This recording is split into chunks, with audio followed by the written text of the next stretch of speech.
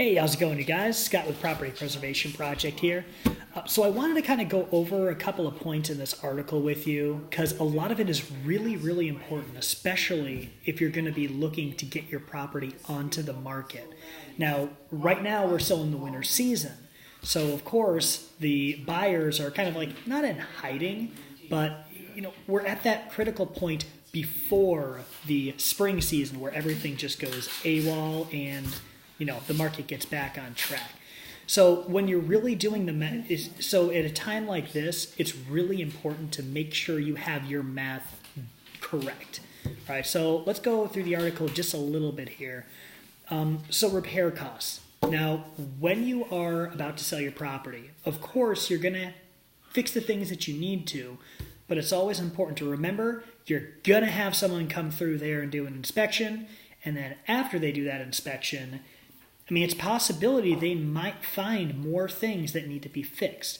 So not only do you need to take into consideration, the window that's got a crack in it and some of the carpet that's been a little bit more frayed, you're going to also have to remember or set aside money for if something happens to where maybe there's some termite damage or things like that.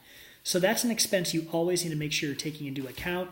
Normally, I add another $5,000 or $7,000 onto it just to kind of make sure I'm covered in that respect.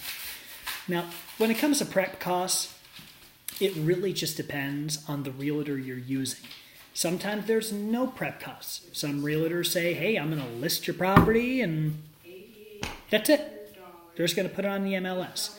And that can be beneficial, don't get me wrong. But in the to sell a house faster, you're going to want to make sure that you put some money into preparing the home. This could be a professional cleaning. It could be, having an interior designer come in, kind of stage it, make it look beautiful. Because it's been proven a staged home sells faster than one that's not staged. So those are things to take into consideration. Marketing costs. Most of the time your realtor is going to post on the MLS and do some marketing. But make sure you read your contract. Some, like I said before, just post it on the MLS. And while that works, you're gonna sell it a lot faster if it's getting marketed. They do things like posting on Zillow, Craigslist, Trulia, Realtor.com, all these places. And if your realtor's not going to be doing it, well, guess who gets to pay for that and actually post it themselves? You do, right? So just make sure that, and some people are fine with that. Some people are happy just putting the for sale by owner sign in the yard. And then people like me are calling you, right? But make sure that you understand the marketing costs that you're going to have when you're posting your property.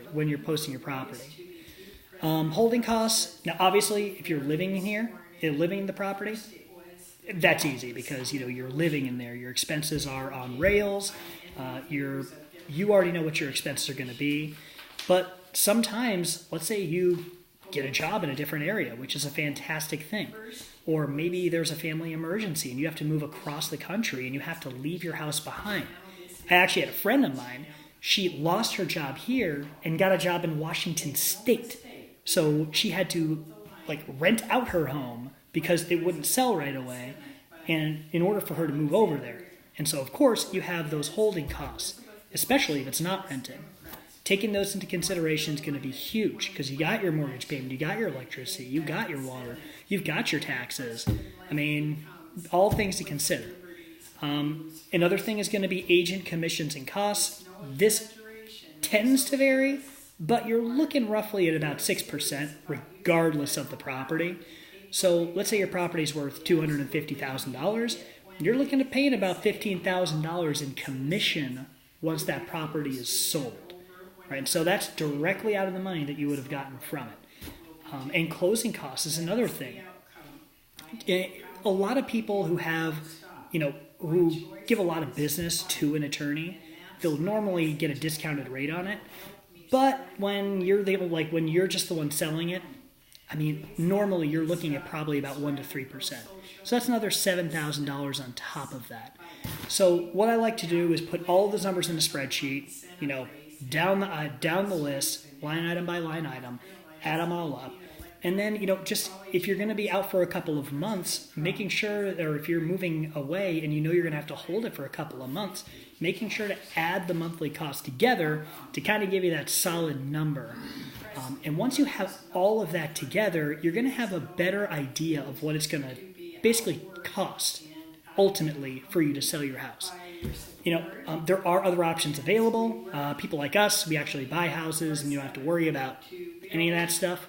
But at the same time, you can get more bang for your buck and probably get a higher price for your property if you're going through a realtor. I'm not going to lie to you. That's what realtors do. What we're here for is if you need to get rid of your house pretty quick, something happened and you're just like, hey, listen, I got to get rid of it, let us know. We'll give you a fair cash offer and we can go from there. If you have any questions about this, even about costing out everything when you're about to list your property, feel free to reach out. You can email me at propertypreservationproject@gmail.com.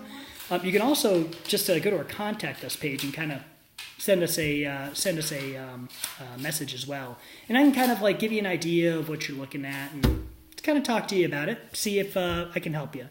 Anyway, thanks so much for watching, guys, and have a fantastic day.